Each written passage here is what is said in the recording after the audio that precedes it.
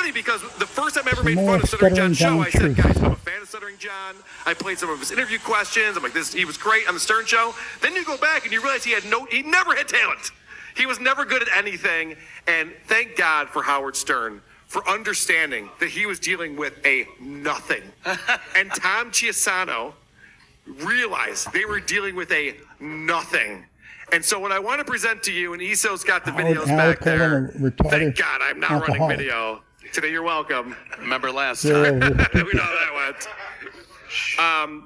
This is Howard Stern telling, track number 1, this is Howard Stern telling Stuttering John how funny he is. First of all, regarding you, Stuttering John, you are a guy who perceives himself as funny. When you go on the Ricky Lake show, when you go on the Last Call show, when you do these shows, who's that guy? When you go on the Conan show, you turn to people inevitably afterwards. You go, "Hey, was I funny?" I'm going to tell you something about yourself. You are the least funny person I've ever met. You are not funny. You're obnoxious. You're not funny.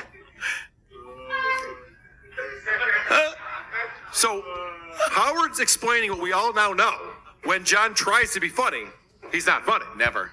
But when his green screen falls down or bugs are crawling on him, hilarious. You won't see anything funny. Yeah, the funniest thing I What an odd position to be in. Yeah, it's like not, a deal with the devil that never works out. Like, yes, yeah. Like I want to be famous and I want people to laugh at what I do.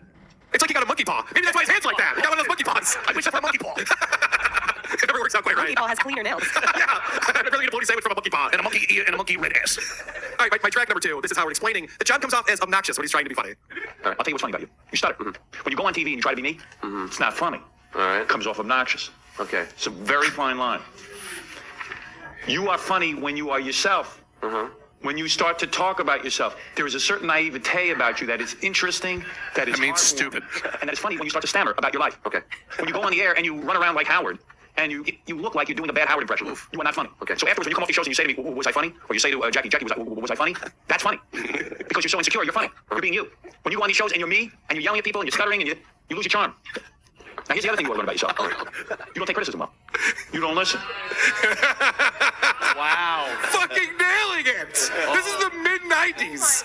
This guy saw this back then and is going, hey, idiot, you're not funny, and you're not listening to anyone who's telling you you're not funny. You should pay attention to that. It's amazing. Carl, this is what Nostradamus. this is what you've been trying to accomplish. Yes. WTP has been trying to accomplish exactly what he's been always saying. And you saw John there. He's not listening.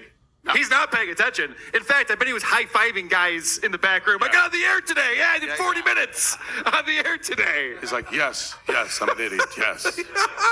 Whatever Howard says. All right. I mean, I'm trying to help you now. you thought I was funny. No, you are funny when I tell you what to say, and you're yourself, and you're genuine, and you stammer. That's funny. So you're saying I should be more In other words, genuine? you would never be a stand-up comedian. Oh! Try to be funny. You come off obnoxious. Okay. When you're yourself. If Conan O'Brien asks you a question, he says, John, what's it like when you ask these people these horrible questions? Yeah. And many times you'll say, gee, Howard puts the words in my mouth, or Jackie and Fred put the words in my mouth, and I'm embarrassed, or whatever your genuine feeling is, and then all of a sudden you start to stutter, and you go, whoa. That's funny. He's searching around for an implant for his brain. Yeah.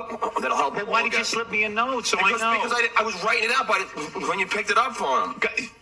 Douchebag. That guy's been on hold for at least 5 minutes. I've been watching you do the phone. Yeah, and I'm You know what? The guy on your phone, the last call was right. I can't have someone screen the calls because I've got a moron screening the calls. The last call I thought was good because he. It was good, but what do I know? You got to give me a note. I'm writing them down, You're not bright enough. You had that guy on hold for 5 minutes. I stalled for 5 minutes during the Ponce de La phone calls, waiting for you to slip me a note. You didn't. You're a total I was screening. You're a loser. You're a loser. Your He girlfriend. doesn't know how to use a load of smoke. You're a loser. Goodbye. Go work for some winner. Go home to mommy. Goodbye. Look at that midget. Well, that went well. This is a guy who brags that he was not the call screener, but a writer. I was sending Howard notes and sending him jokes, and I was the call screener. He couldn't even get a note over to Howard to let him know who was on hold on the show. Did you ever see his resume? about what he does and what yeah. he did. He makes it sound like nothing could have gone on without him there. No, He was it's, most it's the important resume of person. Sam Simon. You think he was a showrunner for The yeah. Simpsons with his resumes. I was fired once as a DJ here. I was a DJ for 2 years. I got fired. Why did they make you a DJ in the first place? Okay, no, this is a while back. Did you Ooh, the arms are Can't up. answer. I had a 4-hour show. Right. So I was fired. A year later, Steve pulled me aside. We want you to do a show from 12 to 1. I go, Steve, I'm not going to do it unless you guarantee I'm not getting fired again. I go, I'm not going through that again. No guarantee. He said, you're not going to get fired again. Steve didn't Never fire fired you. you. That's right. He So left. now I'm going through it again.